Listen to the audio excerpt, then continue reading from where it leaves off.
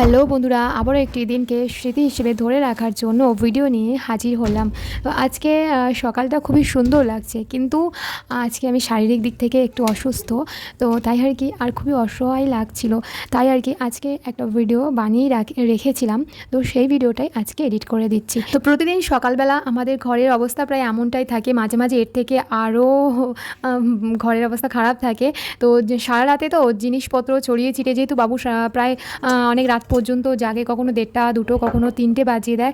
তো ও, আমার বাবু ছোটোবেলায় জাগেনি, মানে প্রথম মাসে জাগেনি, এই মাসটাই জাগছে। আমার বাবুর 3 মাস পড়েছে, তো 3 মাসে রাত্রে ও অনেক রাত পর্যন্ত করে জাগে, তাই আর কি শরীরটাও ভালো না।